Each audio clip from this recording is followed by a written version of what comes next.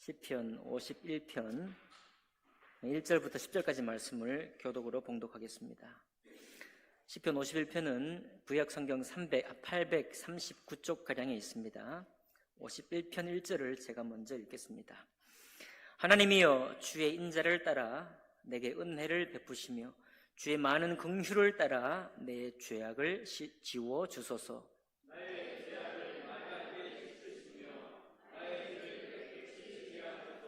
무릇 나는 내 죄과를 아우며 내 죄가 항상 내 앞에 있나이다.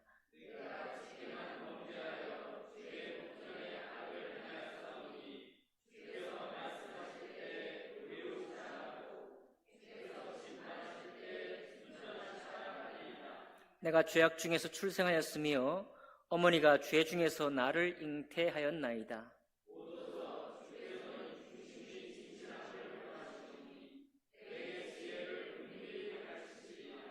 우슬초로 나를 정결하게 하소서. 내가 정하리이다. 나의 죄를 씻어 주소서. 내가 눈보다 희리이다.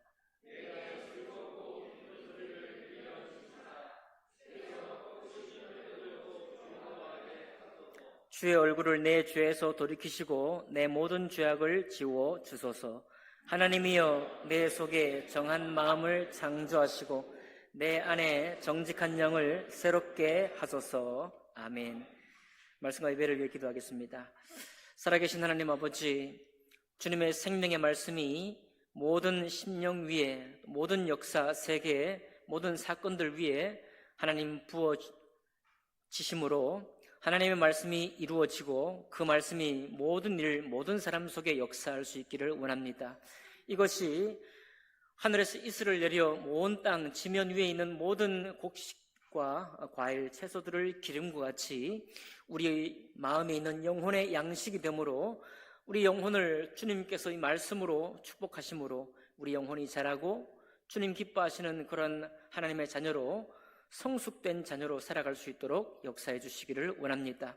주님께서 이 한 시간에 주인 되어 주시고 또 모든 열매를 통해 영광 받으시기를 원하오며 복되고 귀하신 우리 주 예수님 이름으로 기도하옵나이다.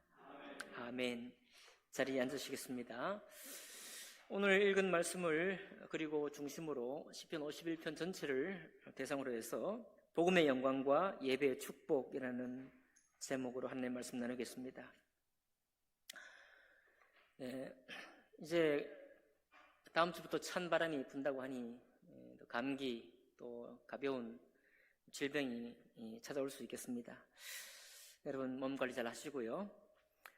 그런데 병이 가볍고 옅을 때는 일반적인 치료약이 도움이 되죠.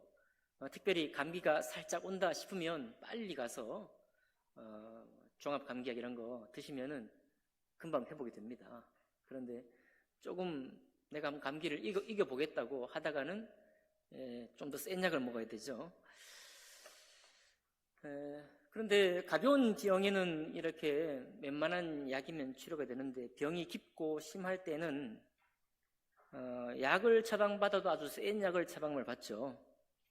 그러면은 약 기운 때문에 고생도 하고 또 센 약일수록 부작용도 따라올 수가 있습니다. 병이 낫는 게 최우선이기 때문에 의사의 주의사항을 들으면서 혹은 부작용을 감수하고라도 우리가 약을 먹게 됩니다. 항생제 부작용 이런 얘기는 자주 들어보셨겠죠. 항생제 부작용.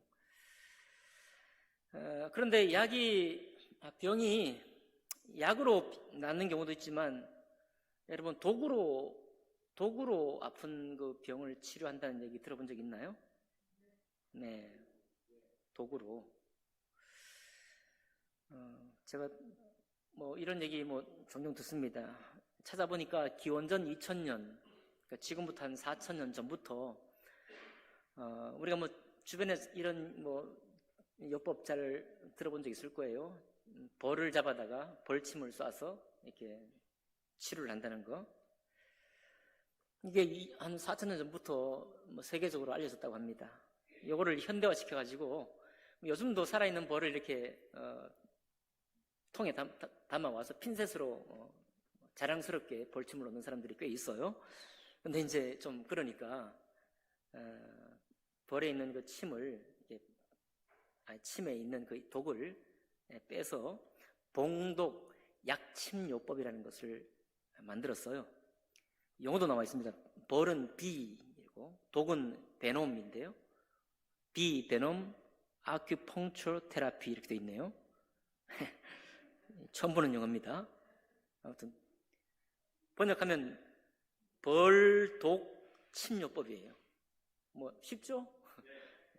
벌독 침요법입니다. 독으로 병을 낫기도 하는데 사실은 또 좀 더 나아가면 독으로 독을 잡아요. 네, 그런 거 들어보셨나요? 예, 좀 더 웬만한 독을 더 센 독으로 잡아버리는 그런 요법입니다. 그런 것까지 있어요. 이건 다 아주 심각한 경우에 해당되는 거겠죠. 우리가 뭐 생활 중에는 식품 보조제나 특별한 식물도 이런 이제 기능을 하는데 몇 년 전에 논이라는 식품 유명했죠. 식품이라보다는 식물이죠. 피부 개선 효과도 있고 소화 개선 효과도 있고 면역력 강화 효과에 효능이 있다고 했습니다. 또 최근에는 한참 너무 또 많이 먹다 보니까 부작용도 나왔는데 신장이 망가졌다 이거예요. 논이를 너무 많이 복용해갖고 신장이 망가지고 혈액이 응고가 되고 소화가 장애가 되고 알레르기 반응이 생기고. 그러니까 이런 거 보면 어떤 사람에게는 특효가 되는 것이 어떤 사람에게는 병원에 도리어 입원하게 되는 그런 이제 효과가 생기게 되는 거죠. 이런 것들 전부 다 모아가지고 결국은 논이가 왜 그런 치료가 될까? 논이에게 그게 독이다, 독. 독으로 사실 독을 치료하는 거다. 근데 독으로 치료되는 독도 있는 반면에 생기는 독도 있다 이런 얘기죠. 그래서 이미 벌써 유튜브나 각종 이런 채널을 통해서 벌써 이미 나타나고 있습니다. 어쨌든 이게 뭐 병이 약하거나 아픈 게 덜할 때야 웬만한 약으로 되지만은 병이 너무 깊거나 보통의 그런 요법으로 치료될 수 없을 때는 독의 어떤 성분으로 우리를 치료하게 되고, 만약에 그 정말 독으로 우리 몸에 있는 독을 치료했다라고 하면 우리는 좀 놀라게 되는 거죠. 야, 신기하다, 신기하고 놀랍다. 의술로 약물로도 도움이 안 되는 건데 이게 뭐 기적적으로 치료가 필요한 건데 더 센 독으로 독을 잡다니 놀랍다, 신기하다 이런 생각을 하게 되는 거죠. 우리 성포성서 침례교회 성도님 여러분들은 그냥 웬만하게 약으로 다 치료될 수 있기 바랍니다. 독까지 안 가도. 근데 우리가 복음을 좀 오해하는 경우가 많고요. 복음을 좀 너무 가볍게 생각할 때가 있는 것 같은데 아마도 여러분 세상에 가장 치료될 수 없는 질병이 뭐냐? 병보다 더 심한 독으로도 치료될 수 없는 게 뭐냐면 그게 바로 죄입니다. 죄는 여러분 우리가 범한 죄를 알약으로 치료받는다는 얘기 들어본 적 있습니까? 우리에게 있는 죄를 더 심한 독, 논이나 뭐 여기 오늘 우슬초 나오는데 우슬초로 치료받는다는 얘기 들어본 적 있나요? 여러분 내가 범한 죄, 내 속에 있는 이 죄를 어떤 알약, 어떤 새로운 어떤 더 강한 우리 죄보다 더 훨씬 더 심각하고 독한 독으로 치료받았다는 얘기 들어본 적 있나요? 없는 것입니다. 그만큼 우리가 여러분 뭐 교회 항상 죄 얘기한다고 하는데 이 죄가 얼마나 악독하고 얼마나 지울 수 없는 죄인지 본질상 뼛속 깊이 태어날 때부터 이 죄를 안고 태어났다는 사실을 얼마나 독한 일인지 얼마나 독한 사건인지 우리가 이것을 자주 잃어버리는 것 같아요. 저도 그렇습니다. 늘 죄를 얘기하니까요. 그리고 죄를 치료하는 복음을 늘 얘기하니까 다 그런 줄 알아요. 그냥 그렇게 생각을 합니다. 그러나 여러분 치료될 수 없는 것이 죄예요. 어떤 독으로도 치료될 수 없고 어떤 약으로도 치료될 수 없고 어떤 씻을 수 있는 것으로도 씻음 받지 못하는 것이 바로 이 죄라는 것입니다. 죄는 모든 악한 일의 근원이 되고요. 잠언 6장 32절로 35절에 보면 간음에 대해서 나옵니다. 부녀와 간음하는 자는 무지한 자라. 이것을 행하는 자는 자기 영혼을 망하게 하며 상함과 능욕을 받고 부끄러움을 씻을 수 없게 되나니 그 남편이 투기함으로 분노하여 원수를 갚는 날에 용서하지 아니하고 아무 벌금도 돌아보지 아니하며 많은 선물을 줄지라도 듣지 아니하리라. 최근에 제가 우연히 영상을 봤습니다. 미국의 한 의사, 병원에서 일하던 자기 아내가 너무도 유명한 의사에게 성추행을 당했습니다. 십수년 지나고도 그 의사는 자랑스럽게 강의를 하고 있어요. 그 강의하는 현장에 남편이 외국에 사례입니다. 미국 아마 사례인 것 같아요. 남편이 멋들어지게 강요하고 있는 그 의사와 그 청중 앞에서 대놓고 너는 내 아내를 능욕했다라고 공개적으로 비난하는 영상을 봤습니다. 얼마나 아팠겠습니까? 그 아내와 그 남편은. 오늘 좋은 말씀인 것 같아요. 벌금을 물려준다고 해도 용서할 수 없다 이거예요. 이 남편이 이 분노를 참지를 못해서 그 여자를 공개적으로 능욕할 것이고 영원히 씻을 수 없는 능멸을 할 것이다 라고 잠언 6장 32절로 35절은 그렇게 말하고 있습니다. 세상에 너무나 빈번하게 일어나고 있는 일임에도 불구하고 잠언은 분명히 이렇게 못 받고 있습니다. 참 이상하죠? 우리 복음은 참 너무 이상합니다. 이렇게 분명히 하나님 말씀하셨어요. 용서받을 수 없고 이 부끄러움을 씻을 수 없다라고 분명히 다 말씀하고 있습니다. 그런데 예수님께서 가늠한 여인, 현장에서 붙잡힌 여인을 돌로 쳐 죽이려고 하는 청중 앞에서, 그 모든 군중들 앞에서 죄를 시인하시고 너희 죄라는 걸 분명히 알리시고 말씀하십니다. 가서 다시는 죄를 범하지 말라 하고 용서를 해주셔요. 여러분과서는 훨씬 더 잠언 말씀이 가까운 사람들이거든요. 우리는 잠언 말씀들이 훨씬 더 체질인 사람입니다. 씻을 수 없는 거예요. 그에게는 표딱지, 그의 범죄의 흔적들을 항상 기억할 거예요. 사람은 웬만해서는 안 변하기 때문에 내가 저를 섣불리 용서한다는 것이 말이 되느냐 이 말이에요. 내가 그를 섣불리 용서한다는 것이 아무리 여러분 우리가 용서의 마음을 품는다고 해도 내 마음에 새겨져 있잖아요. 나는 이미 그 사람을 견제하게 되고 그 사람을 또 언제 그런 그 범죄를 행할지 몰라서 우리는 마음에 한 번 접고 두 번 접고 고민을 하게 됩니다. 그도 그럴 것이 전자발찌를 채워놔도 돌아다니면서 하는 이 재범을 하는 사람들이 너무나 사건들의 뉴스에 많이 보도되기 때문에 우리의 불안은 더 증폭이 됩니다. 어떻게 그의 죄를 씻을 수 있나 이 말이에요. 그가 감옥에 갔다 와서 온다고 해서 그의 성품이 변하지 않습니다. 그가 벌금을 물었다고 해서 그의 본질이 변하진 않아요. 그가 씻길 수 있습니까? 네, 그럴 수 없어요. 사회적으로 최근에 너무 아름다운 목소리를 가진 배우가 또 문제의 화제의 초점이 되고 있습니다. 너무 아쉬워요. 그죠? 참 너무 멋진 배우인데, 너무도 유명한 작품들을 많이 한 배우인데 지금 굉장히 곤혹스러운 처지에 빠져 있습니다. 스폰서는 다 떨어지고, 그가 계약을 맺었던 작품들도 다 떨어지고, 그를 지지했던, 그가 누군지 알지 못했던, 그러면서도 그저 그의 팬이 됐던 모든 팬들도 떠나갈 것이고, 수년 동안 당분간 그와 함께 일할 사람도 없게 될 것입니다. 그리고 만약에 그 사실이 죄로 규정이 되게 된다면 감옥에 살거나 그 대가를 치르게 될 것입니다. 주님은 대가 치르는 부분을 치르지 말라고 한 적이 한 번도 없습니다. 대가는 치르게 되는 거죠.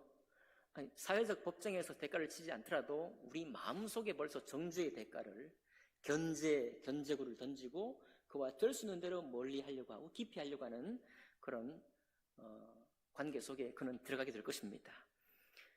그리스도인은 우리도 마찬가지입니다. 우리도 거기서 벗어나 있지 않죠. 당연히 우리도 그를 견제하게 될 것이고 의심하게 될 것이고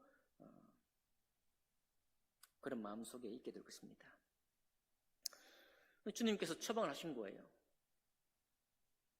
씻기 어려운, 용서하기 어려운 우리의 선망했던 기대, 우리에게 정말 꿈을 심어 주었고 정말 아름다운 그림을, 소망을, 미래를 그리게 했던 그가 나에게 큰 배신감을 안겨줬다 이거예요. 나에게 직접적인 피해를 준 건 아니지만, 그죠? 내가 그가 성공하는데 아무런 도움도 주지 않았고, 또 그가 나에게 해코지 한 게 전혀 없음에도 불구하고 우리가 가지고 있는 이 사회적인 배신감이 우리 속에 있습니다. 그러니 잠언 6장 32절 35절 말씀이 훨씬 더 합당해요. 씻을 수 없는 부끄러운 죄를, 상함과 능욕을 받는 것이 마땅하고 부끄러움은 씻을 수 없게 될 것이고 그것은 반드시 우리 기억 속에 기억이 될 것입니다. 라고 이 장언 말씀 우리에게 권면하고 있으니 합당하다 생각이 드는 것입니다. 그러니 이런 것이 훨씬 더 합당한데도 불구하고 주님이 용서하시고 가서 다시는 죄를 범하지 말라 하고 그를 집에 보내준 것은 우리에게 약이 될까요? 우리에게 독이 될까요? 우리를 정말 말씀의 진리 안에서 잘 세우는 말씀이 될까요? 아니면 우리를 방종하게 하는 말씀이 될까요? 여러분 어떻게 생각하십니까? 왜 주님이 그렇게 슬렁슬렁 하나님이 모세율법을 통해서 우리에게 가르치시고 우리 마음에도 적법하다고 생각되는 당연히 지탄받아 마땅한 그 모든 범죄에 대해서 대가를 치르는 것이 당연하고 합당한데도 불구하고 왜 주님께서 그렇게 하셨을까? 이해를 하고 싶어도 때로는 자비의 주님이 좋기도 하다가도 이런 범죄에 배신감을 느끼는 사람들의 마음을 생각해 볼 때 이 주님의 이 복음, 주님의 영광은 생각하기가 좀 어려운 것 같습니다. 너무 멀리 있는 것 같아요. 어떻습니까, 여러분?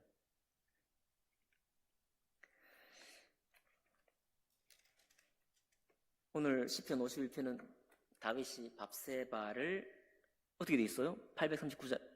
여러분 51편의 제목이 보니까 다윗의 시, 인도자를 따라 부르는 노래. 다윗이 밧세바와 동침한 후 선지자 나단이 그에게 왔을 때라고 하고 있습니다. 다윗은 사실은 공인 중에 공인이에요. 다윗은 하나님 앞에 마음에 합한 자라 칭찬받은 사람이잖아요. 어려서부터 하나님을 의뢰하기를 주변에 자기의 싸울 만한 도구조차 없을 때에도 돌팔매 하나 들고 곰과 사자를 때려 누이면서도 하나님의 이름으로 그가 블레셋 군대를 장군이었던 골리앗을 무찌를 때도 누구의 이름으로? 하나님의 이름으로. 하나님의 이름으로 나갔던 오직 다윗의 생애를 전체를 다 무엇으로 그가 엮어왔는가 하면 하나님의 이름으로 하나님을 위해서 그의 모든 생애가 엮여져 왔습니다. 그랬던 그가 왕의 지위에 오르기까지 수많은 고난 가운데서도 오직 하나님을 의리하고 모든 묵상이 다 하나님을 향했고 모든 원수의 자기를 대적하는 그런 대적에도 불구하고 쓰러지거나 넘어져 있지 아니하고 하나님을 의리함으로 힘을 얻어서 주님을 영화롭게 했던 사람이 바로 다윗입니다. 그리고 급기야 그 신앙과 삶의 축복을 통해서 이스라엘의 왕이 되었던 사람이 다윗이잖아요. 그렇죠?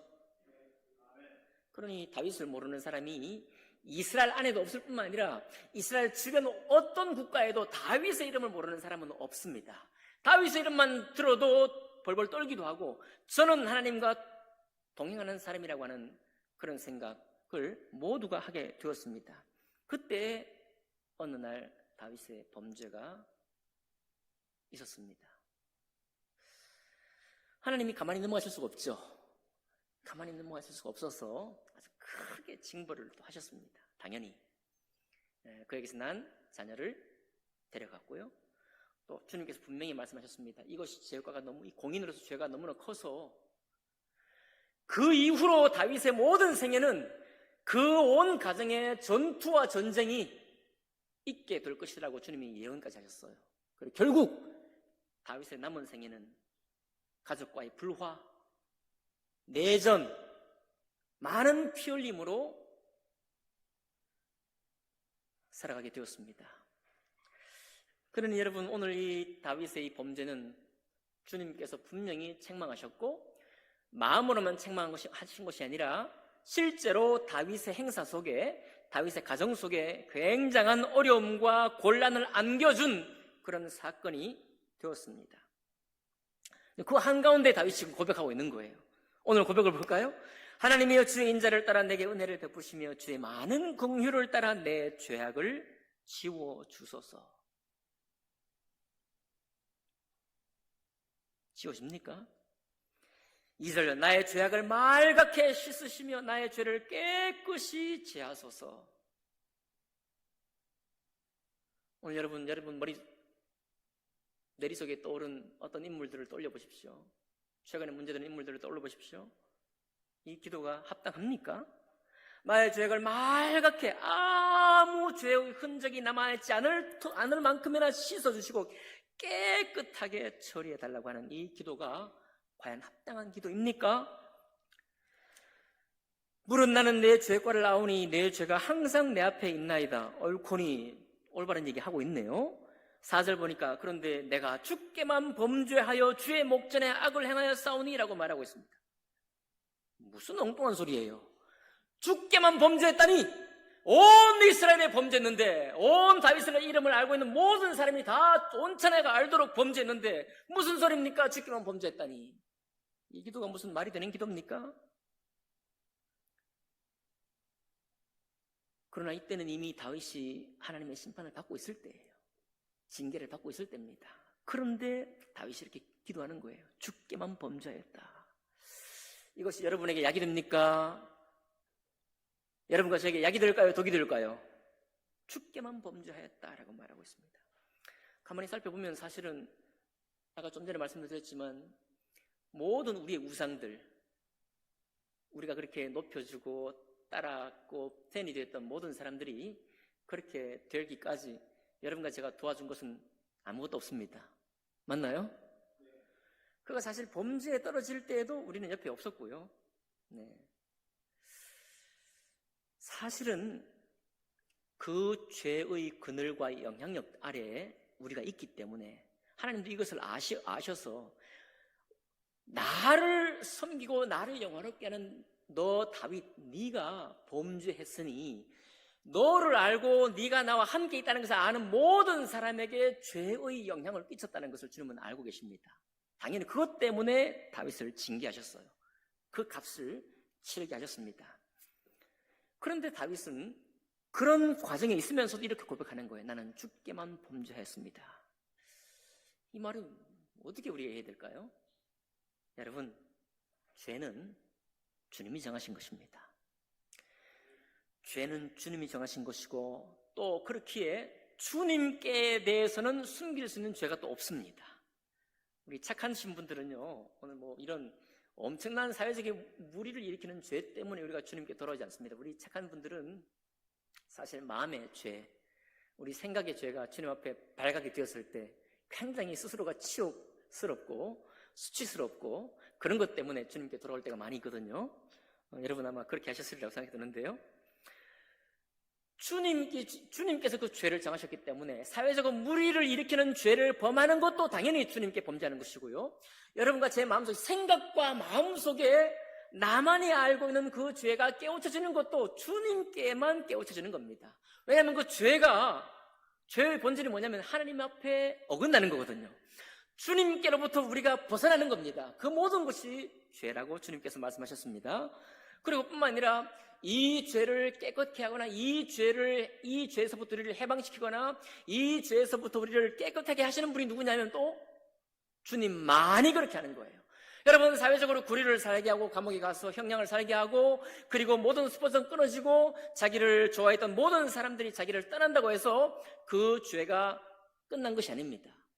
죄가 씻어진 것이 아니에요. 결국 우리의 죄를 씻으신 분은 하나님 한 분이십니다. 우리 주만이 우리가 범한 죄를 씻을 수 있는 분이십니다. 다윗은 바로 그것을 알고 있기 때문에 자기가 뭐 다른 사람에게 영향을 미치지 않았다는 게 아니라 자기의 죄 때문에 다른 사람을 죄의 길로 인도하는 잘못된 선생이 되었다는 것을 부정하는 것이 아니라 주님만이 나를 아시고 주님만이 이 죄를 깨끗게 하실 분이라는 것을 알기 때문에 내가 주님께만 범죄했습니다라고 고백하고 있는 것입니다. 이렇게 고백할 때 다윗에게는 주님께로 오는 말끔히 씻어주는 은혜가 그에게 있다는 것을 그는 알고 있는 것입니다. 여러분, 우리가 어떤 죄악 가운데 혹은 여러분 어떤 사람을 문제로 삼고 있습니까? 어떤 사람을 타겟으로 삼고 있나요? 이미 문제하고 시작했을 때 그때부터 여러분과 제 마음에 싸움이 시작됩니다. 아니, 여러분과 저의 마음 속에서 싸움이 시작된다고 봅니다. 그의 문제가 아니라 내 속에서 저를 어떻게 처리할 건가, 저를 어떻게 용서할 건가, 아니면 저를 어떻게 용납하고 어떻게 대면할 것인가, 바로 우리 속에 싸움이 시작될 것입니다. 다윗은 잘 알고 있습니다. 내가 죄악 중에서 출생하였으며 어머니가 죄 중에서 나를 잉태했습니다라고 고백합니다. 6절 볼까요? 보소서 주께서는 중심이 진실함을 원하시오니 내게 지혜를 은밀히 가르치시리이다 라고 말하고 있습니다. 참, 이 사람이 정말 자기 중심이 진실하다는 걸 말할 자격이 있나요? 이렇게 대놓고 세상에 대서특필될 만한 그런 범죄에 떨어진 사람이 자기 입으로 자기 중심의 진실함을, 너 진실함 때문에 그렇게 했어? 너 진실함 말할 수 있는 거야? 너 지금 이 마당에 너의 진실을 말할 수 있어? 라고 우리가 말하고 싶은 거예요. 너 지금까지 하나님 섬겼다고 했던 전부 다 거짓 아니야? 다윗은 아니었어? 너의 진실 어디 있어? 라고 말할 때 다윗은 이렇게 고백하는 겁니다. 보소서 주께서는 중심이 진실함을 원하시오니 내게 지혜를 은밀히 가르치시리이다. 오늘 다윗과 우리가 닮아갈 수 있을지 모르겠습니다. 여러분, 아마도 이렇게 고백한 다윗은 얼마나 주님과 함께 동행했는지, 얼마나 주님을 생각했는지, 얼마나 이 범죄하기 전에도 범죄와 너무 거리가 멀었던 수많은 시편에서 하나님을 찬양하고 자기의 죄를 고백하면서 때로는 원수를 대적해달라고 불평의 시편을 써가면서 수많은 하나님과의 교제, 하나님과의 만남을 했던 사람이 다윗입니다. 아마도 다윗은 이렇게 확신했던 것 같아요. 하나님은 나의 진실함을 아신다. 아마 저도 가끔 겁이 날 때가 있습니다. 언젠가면 갑자기 범죄의 생각을 할 때예요. 여러분, 때로 얻을 때는 너무 큰 성공을 하면 절대 안 되겠다 그런 생각도 듭니다. 무서울 때가 있거든요. 여러분도 그런 생각 들지 않습니까? 저기 유명한 목사님도 큰 실수를 했다가 지금 다시 목회하는데 제 마음에 막 화가 나요. 화가 나요. 목회 안 했으면 좋겠다 이런 생각이 듭니다. 일산에도 그런 분이 계셔요. 목회 안 했으면 좋을 텐데 목회도 잘하고 있습니다. 이런 생각이 들지만 그러나 아마 다윗과 같은 마음이 그분에게 있을 수도 있다는 생각이 들어요. 그가 어려서부터 하나님을 알지 못했을 때부터 주님을 고백하고 난 이후에 성실과 신심을 다해서 말씀을 묵상하고 말씀을 전했고 수많은 사람을 주님께로 돌아오게 하고 구원에 이르게 하고 말씀 앞에 성장하게 하고 교회만 성장한 것이 아니라 그의 삶 속에 그가 도왔던 영혼이 잊을 수 없는 주님을 알게 되기까지 섬겼던 사람이 그분들이었기 때문에 아마도 그분이 무릎 꿇고 이렇게 기도할 수 있지 않았겠습니까? 보소서 주님께서는 중심이 진실함을 아시오니 내가 잠깐 범죄해서 내가 잠깐 그 마음을 제어하지 못해서 내가 잠깐 취해가지고 그 성공에 취해서 목회적인 성공에 취해서 잠깐 이성을 잃었을 때 혹은 너무 취해가지고 습관이 되어버렸을 때 그러나 주님 나의 그 괴로움 속에 있던 그러나 그 범죄함 더 안쪽에 있었던 또 지금도 있는 그 중심의 진실함을 주님 아시지 않습니까? 라고 고백했을 수 있겠다 싶습니다. 7절 볼까요? 우슬초로 나를 정결하게 하소서 내가 정하리이다. 나의 죄를 씻어주소서 내가 눈보다 희리이다. 다윗의 엉뚱한 기대가 아니고요. 실제로 이런 기대입니다. 우슬초는 뭐냐면 우슬초는 나병 환자를 치료할 때 그때 사용했던 거예요. 또 문설주에 양의 피를 바를 때 그때 양의 피를 묻힌 것도 우슬초입니다. 우슬초로 나의 모든 죄를 씻어 주십시오. 엉뚱한 기대가 아니에요. 엉뚱한 기대할 수 없는 기대가 아니라 다윗은 분명히 알고 기대하는 것입니다. 우슬초로 나를 정결하게 하셔서 내가 정할 것입니다. 나의 죄를 씻어주시면 내가 눈보다 힐 것입니다. 아니요, 우리는 그를 견제할 거예요. 우리는 끝까지 그가 다시 범죄하지 않는가 여전히 견제할 것입니다. 그러나 그는 그 스스로는 이렇게 고백할 거예요. 내가 눈보다 희어질 것인데 주님이 나를 용서하실 때 주님이 나를 용서했다고 말씀해 주실 때 7일 동안 내가 눈물로 침상을 적셨으나 7일 후에 주님의 용서함이 내 마음에 확증이 되었을 때 나는 주님 앞에 눈보다 희어졌다고 내가 고백할 것입니다 라고 다윗은 말하고 있는 거예요. 이렇게 할 수 있겠습니까? 그저 제발 내 인생의 다윗과 같이 이런 범죄를 짓지 않도록 내가 말씀을 묵상하고 예배를 드리며 주님 앞에 나가겠습니다. 이렇게 우리가 먼저 다짐이 되지 않습니까? 그러나 여러분, 어떤 경우는 피해갈 수 없습니다. 여러분, 어떤 경우는 피해갈 수 없어요. 우리는 때로 피해갈 수 없을 때가 있습니다. 그럴 때 잠언에서 말씀하셨던 그 정죄, 너의 능욕 당할 것이고 너 부끄러움을 씻지 못할 것이라는 그 주의 쟁쟁한 말씀도 떠올릴 수 있겠지만은 동시에 여러분, 우슬초로 나를 영원히 깨끗게 해주시고 눈보다 희도록 내 중심을 용서해 주시기를 원합니다 라는 믿음 또한 한쪽 귀에, 또 다른 한쪽 귀에 쟁쟁할 수 있기를 바랍니다. 약이 될까요? 독이 될까요? 여러분, 하나님의 이 복음의 말씀이 약입니까? 독입니까? 더 큰 독으로 악독을 다시 잡는 그런 것일까요? 그러나 이것이 성경에 분명히 말씀하고 있는 두 가지 기둥입니다. 죄는 반드시 징벌이 있지만 동시에 눈보다 깨끗이 씻으시는 주님의 은혜가 있다는 사실을 영원히 선포하고 계시는 것입니다. 세 번째로는 이 다윗이 더 나아갑니다. 여기까지만 했으면 좋겠는데,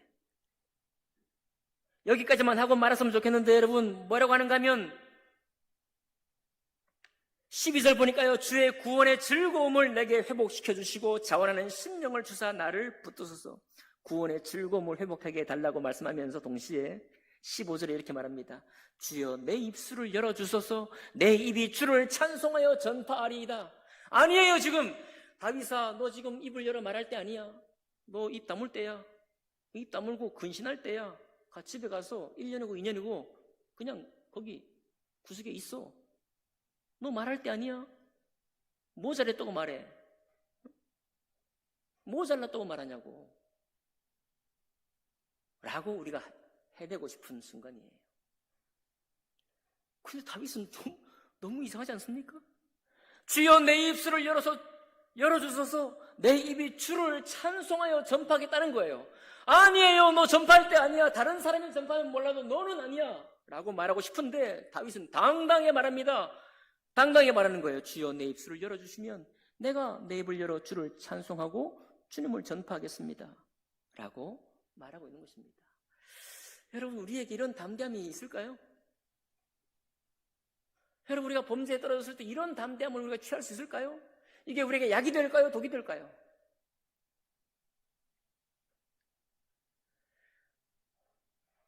범죄에 떨어졌을 때 책망을 당하고 죄값을 치르는 것은 우리의 양심으로 받아야 할 일입니다. 자, 그것은 받는 건 받는 것이고, 이제 주님의 영광, 새로운 영광이 또 있는데, 이런 범죄에 떨어진 나일지라도 그 중심의 진실함, 우리의 근본 죄악 중에 출생한 거 다 아니까요. 그러나 그 근본 나의 진실한 중심을 보실 뿐만 아니라 나의 범죄함을 당신의 영광의 힘으로, 영광의 씻은 힘으로, 우슬초보다 더욱더 정결하신 그 힘으로, 그 씻으시는 능력으로 온전히 깨끗하게 하셨다라고 믿을 뿐만 아니라 확신에 찬 다윗의 고백입니다. 이런 어마어마한 간증과 고백이 복음의 영광인 거예요. 말도 안 되는 이 복음을, 말도 안 되는 이 확신을 가지고 누릴 수 있는 것이 바로 영광의 복음이라는 것입니다. 그리고 복음은 단지 주님의 말이 아니라, 십자가 열으신 주님의 그 말씀을 반복하는 것이 아니라 영광스러운 주님의 빛으로 우리에게 선포한, 온 세상에 선포하신 하나님의 영광의 복음이라는 사실인 것입니다. 그렇기 때문에 다윗은, 그래, 내가 잘못한 것 때문에 나 이 고생하고 있어. 그런데도 불구하고 나 이 고생이, 주님께서 이 고생까지 다 가져갔다는 것이 아니고, 내가 고생하는 중에도 내가 너에게 복음을 말할 수 있어. 왜냐하면 이 복음이야말로, 이런 복음이야말로 이 주님을 아는 누구든지, 누구의 죄든지 용서하실 수 있는 주님의 영광의 복음이니까. 내가 그 복음 때문에 이렇게 떳떳할 수 있으니까, 지금도 징계받으면서도, 지금도 그 죄값을 내가 받으면서도 동시에 부끄러워하는 것이 아니라 내 입을 벌려서 하나님의 이 복음을 전할 수 있게 하실 만한 분이 우리 주님이시니까 라고 말하는 거예요. 너무 놀라운 고백 아닙니까? 자기 입을 열어서 이런 주님을 찬양한대요. 당당하게 떳떳하게 찬양한다는 것입니다. 마지막 그 이유를 한번 볼까요? 19절 볼까요? 19절. 그때 주께서 의로운 제사와 번제와 온전한 번제를 기뻐하시리니 그때 그들이 수소를 주의 제단에 드리리이다. 여러분, 사람은요 죄에서 회복되지 않으면 주님께 영광 돌리지 못합니다.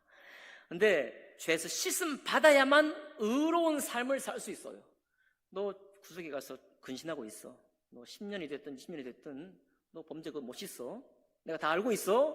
온 백성이 다 알아. 대한민국이 다 알아. 너 나오지 마. 절대 나오지 마. 라고 막 해대고 싶은데 그럴 때 그런 상태로는 아무런 하나님을 고백하지 못합니다.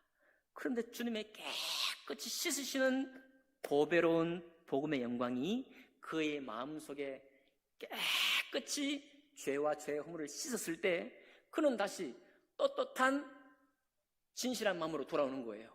중심이 진실한 상태로 돌아오는 것입니다. 그러니 그의 삶으로 의로운 제사라고 말씀드렸죠. 의롭게 사는 거예요. 이제 계속 우리는 정죄하기 원하는데 나는 깨끗해진 모습으로 씻음받은 모습으로 지난번처럼 주님과 동행했던 그 모습 그대로 더욱더 영광을 입은 사람의 모습으로 의로운 삶을 살아가는 것입니다. 그 의로운 삶을 살면서 동시에 제사와 예배를 공중에 모인 예배를 드리는 것입니다. 그가 의로운 삶을 회복할 뿐만 아니라 공중에 함께 나와 예배를 드릴 때 이 예배가 얼마나 축복이 되느냐 여러분, 그런 예배가 축복이 되는 거예요. 많은 범죄에도 불구하고 정말로 씻음받은 사람이 와서 눈물로 하나님을 찬양하는 그런 자리에 그렇게 드리는 예배가 보는 모든 사람으로 하여금 동시에 눈물을 흘리게 하고 정죄했던 우리로 함께 눈물을 흘리게 하고 함께 하나님 앞에 영광을 돌릴 수 있게 하는 것입니다. 그만큼의 주님이 우리에게 선물하신 이 복음이 영광스러운 복음이라는 것입니다. 하지만 여러분과 저는 계속 시달려요. 감옥에 가서 범죄했다가 목사 안수 받았다고 하는 누구 이름만 대도 알 수 있죠. 조직폭력계 대부들, 또 무슨 코미디언 목사가 됐다고 하더니 막 그냥 도둑질도 하고 또 때리고 범죄하고 이런 모습 보면서 우리 그렇게 믿고 싶은 우리의 마음에 또다시 억장을 무너지게 하는 예들이 너무나 많이 있죠. 오늘 여러분에게 마지막으로 도전하기 바랍니다. 여러분, 그런 거 끌어모으지 마세요. 그런 악한 사례 끌어모아가지고 우리 영혼에 아무 도움이 되지 않습니다. 오히려 그런 악한 사례는 우리 영혼에 독이 돼요. 여러분, 손흥민 선수처럼 축구에서요, 정말 인격도 좋고 축구도 잘하고 이런 사람이 축구 선수 중에 한 2%는 될까요? 2%? 그런데 자라난 모든 축구 선수를 지망하는 사람들이 2%밖에 안 될 그 사람들을 마음에 품고 달려갑니다. 잘못된 건가요? 너 꿈 깨라. 아무나 그렇게 하느냐? 못한다. 이렇게 꿈을 깨주고 싶습니까? 그렇지 않죠. 하물며 자라는 아이들이 꾸는 꿈도 2%도 채 이루지 못할 것을 향해 달려가도록 도리어 우리가 격려할 텐데 2%도 안 되는 혹여 다윗 같은 사람도 20%도 안 되겠죠. 이 사람의 이 소망을 쫓아 우리의 평생을 드리고 신앙을 투자하고 우리의 믿음을 던진다는 것이 헛된 건가요? 잘못된 건가요? 내 인생을 허비하는 건가요? 똑같잖아요. 왜 허망한 사례를 긁어모읍니까? 왜 우리의 독밖에 안 되는 그런 나쁜 사례들만 긁어모읍니까? 만약 여러분 그런 채널이 네이버입니까? 유튜브입니까? TV 뉴스입니까? 보지 마십시오. 보지 마시고 성경 보면 되잖아요. 복음의 영광에 이르기 위해서, 복음이 정말 우리 삶에 영광스럽게 되기 위해서 우리는 죄에 대한 경각심이 계속 새로워질 뿐만 아니라 이 어떤 죄도 그 죄를 맑게 씻으신다고 하신 주님의 씻으시는 은혜, 그 영광도 동시에 알아가야 합니다. 그 싸움을 싸우시는 우리의 일생이 되기를 원합니다. 그 두 가지 싸움 속에서 결국은 복음의 영광 속에 살아가는 여러분과 제가 되기를 주님 이름으로 축복합니다. 기도하겠습니다.